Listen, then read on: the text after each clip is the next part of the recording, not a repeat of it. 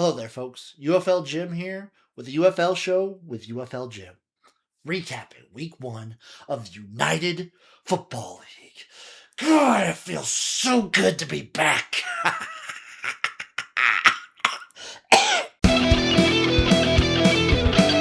It's the UFL Show with UFL Jim, your one-stop shop for all things United Football League. We have a sexual tension, we have the heat, we have the power, we have the news. It's all here on the UFL Show with UFL Jim.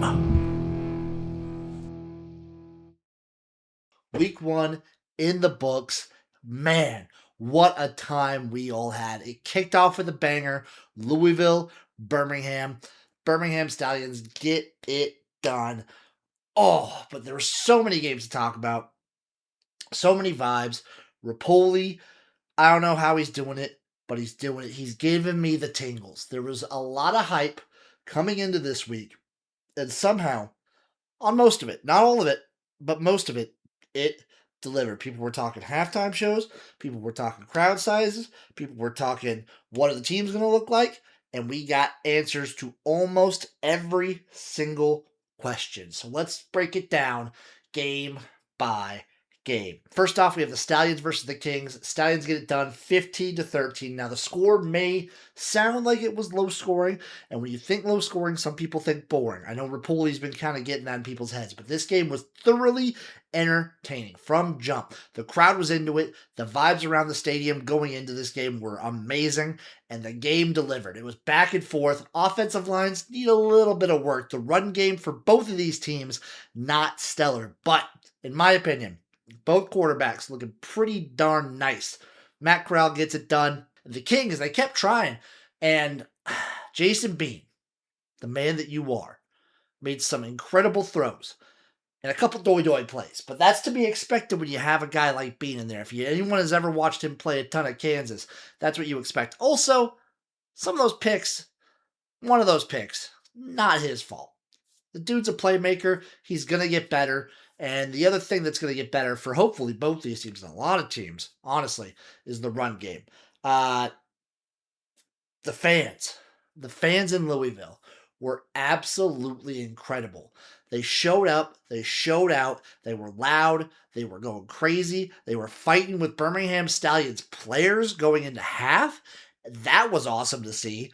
The bad blood between the Kings and the Stallions is so refreshing. I've been wanting since the dissolution of the USFL, because it felt back then that the Stallions had beef with the Breakers. That was they were beefing legit. Now they can have beef with the Kings, and it's awesome to see that. Birmingham walks away with a W. AJ McCarron gets it done in his head coaching debut. Nice job, man. Nice job. Nice job. Also, Jaden Mickens. Jaden fucking Mickens. Jaden Mickens is that dude. Moving on, we have the DC Defenders taking on the St. Louis Battlehawks. The Battlehawks get the win 16-10. And Ricky Prohl. Here, let's go. Is a freak animal of a coach. The energy that he's bringing to this Battlehawks team is contagious and absolutely insane. You love to see it. If you're a Battlehawks fan, you like the position that he's putting you in. There's a couple things you need to work on, though. Silvers looked a little off. The offense wasn't in rhythm. I'm not going to put the blame on any one section of it, but the offensive line was and when the offensive line would work, sometimes Silvers was and then when the offensive line and Silvers would work, then a receiver would drop a really nice pass. Nothing was clicking offensively. They couldn't really run the ball that well, but the defense for the Battlehawks, absolutely beautiful. The defenders, they were kind of off and on too. The offensive line, not as good as it was last year, and the run game, not really there for the defenders. And what do I keep saying? The Jordan Ta'amu cannot win without a run game. Though last year's champs, boom, they come out, they look sloppy, they look sluggish. It's just not working for them. But we did get the first 4-point field goal in football history. And that's something to be celebrated. Just like Nelly's halftime performance, honestly, the best halftime show of the entire weekend. It was fun. It was energetic. It was local. It was everything you want to see out of the UFL. And the crowd super lit up for the opener. Love seeing that. St. Louis, mwah, absolutely beautiful. Hopefully, if they keep winning, they can get people to show up. That's because, game number 3, Renegades, Gamblers. Dallas won this one 36-17. And Austin Reed might be him. We might have the king of spring, Luis Perez, getting unseated by the man, the myth, the legend, Austin Reed, the man with the giant peed in his pants because, man, he comes out, he sets the regular season UFL passing yards record, just laying his nuts all over the Houston Gamblers defense. And what do I tell you? What did we all tell you? Kevin Sumlin, worst coach in the league. Houston Gamblers, worst coach in the league. They're not going to be good. They did not have their team ready to play. The 2-quarterback system was never going to work. It's not working. It won't work. I don't know why they keep trying it. I don't know why people keep recycling people like Kevin Sumlin. It blows my mind. Also, Tyler Vaughns is just, mwah. He's been one of the best receivers in spring football the entire time he's been in there, and he just keeps showing it. It's so awesome. The crowd, though, not awesome, Dallas. Do better. Yes, Renegades, it's hard not to just talk about Dallas and how they were awesome and how they just rolled all over the Gamblers, but still things to work on.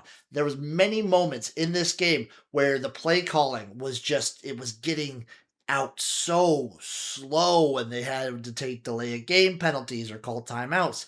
And you gotta hurry that up if you're going to be one of the top dogs in this league. You can't keep stalling out. It's just a way to kill drives against better competition. And as high as I'm putting the Renegades, as high as I am right now on the Dallas Renegades, you have to sit back and evaluate. They did play the Houston Gamblers, the worst team in the league. So take that into stock, huh? And then we had the last game of the weekend, the Columbus Aviators versus the Orlando Storm. The Storm get it done 23-16. Thought maybe there was a small chance that the Aviators could make a late game comeback, and they just couldn't. The Storm, everyone kind of thinking DTR is going to be the guy, but they trot out Jack Plummer, hot dude, by the way, and they look good. They look so good. He's making some good passes. The offensive line for the Storm, mwah, they're actually one of the better teams at running the ball, it looks like. So taking a lot of those offensive linemen from St. Louis, smart move by Anthony Becht. Ted Ginn, little rough coaching job right there. He'll probably grow into it. And I want to like this Aviators team a lot, but there's just some aspects about it that are a little bit sloppy. I'm sure they'll clean that up. McClendon, awesome. Always love to see him. And I'll get to more of that in my overall points. But Storm, cap it off. Not a ton of people in Orlando, but the crowd that was there was extremely energetic. And that's something I want to see from a lot of these fan bases. Even if you can't get a ton of people there, the energy that the people you do get is paramount for the excitement that people can kind of like see manifest with the United Football League. We saw it in Birmingham. They weren't getting a ton of people, but the fans that do show up are crazy. And then you got the old teams like Memphis and Houston last year where it was just apathetic and honestly terrible. So I want to see, even if you're maybe only averaging about 10,000 to 11,000 people, the people that do show up, I want energy. Shout out the Storm, by the way, leading us in to the UFL Jim power rankings of the United Football League. From me, UFL Jim, to you, the UFL fan from the United Football League. Let's go. At number 8, it has to be the Houston Gamblers. Kevin Sumlin, get out. Get out. Go home. Get out. Number 7 is the Columbus Aviators. Just Ted Ginn. It'll get better. I love that he has a hot dog before every game. It's nice to have a ritual. I smash a beer before every shift at work. Number 6, the DC Defenders. Just off, I would say. They seemed off to open the season up. At number 5, we're going to go to the Louisville Kings. Looked the best in their loss. Offense still pretty good. I think they're going to get better. Surprisingly, really strong defensive showing from the Kings. They fired their offensive line coach, so I don't know what's going on there, but we're going to keep them at number 5. At number 4, I'm going to have the St. Louis Battlehawks. It's just they won, but it was ugly. It was entertaining, but ugly. And I don't know. Out of all the ugly winners, I got to put St. Louis here at the bottom. At number 3, we're going to go with the Birmingham Stallions. Yes, they are good. They are consistent. They got it done. But I still have so many questions, and not being able to run the ball as the Stallions leaves me in a lot of doubt. Number 2, I'm going to have the Orlando Storm. That's right. Maybe you didn't think I would have them here, but a team that can consistently run the ball like they did, they're going to be dangerous. Maybe the only thing that they need to fix is Jack Plummer holding on the ball for way too long. And at number 1, we're going to have the Dallas Renegades. Yes, it was against the Houston Gamblers, but also the pure domination that they displayed. Now we get to see in week 2 whether that's more of a Renegades thing or a Gamblers thing. Overall thoughts on the UFL week 1. The production level of the broadcast was amazing. It felt so good. And I personally love seeing the difference between the Fox broadcast and the ESPN broadcast, where Fox is trying to treat this like Joel Klatt's NFL debut. They're trying to like push him to be prim proper. They're trying to have like a super just straight button broadcast, and ESPN's treating this like a nice fun game of action where they're just having a ball with it, doing whatever. I love getting Joe Tessitore to call games, and it's fun, and I love seeing just the differences there and the games themselves. Everything was clean. There weren't any issues with like the mic'd up moments of the coaches. I like what they're doing, miking up the quarterbacks and the coaches just consistently. I love that. I love the broadcast. I love the crowd shots, and it's just been a very fun viewing experience if they keep this up. Love the fan bases and their energy. Shout out Louisville. You guys were the perfect opener. So good to see. Orlando, the energy's there. Love that end zone. Love what you guys got going on. Dallas, fix it. Fix it. I can't wait to see what teams show out next week. The halftime show's hilarious. DJ Khaled, what was that? Nelly, good job. Whoever played in Louisville and Dallas. Don't even know who you guys are. Whatever. Good job. And last but not least, offensive line play, as we expected. Not that great. It will get better. And I just cream my pants. I spent 4 days straight. Friday, Saturday, Sunday, and even today, Monday as I'm recording this, creaming my pants over the UFL being back. It's been so long. I've been so hype, and week 1 fully delivered on everything I could have wanted. So just buckle up, strap in, strap on, because it's going to be a very, very fast season. You're going to blink and the UFL will be over. And you're going to be like, what happened? It was just week 1. So just, let's take a moment of silence, a moment of zen to center ourselves for spring football, for the United Football League.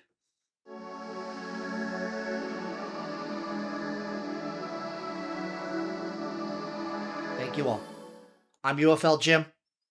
I'll see you guys for the week 2 preview.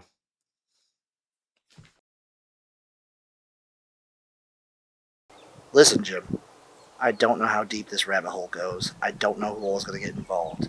All I can tell you is keep yourself and every other Jim you can safe.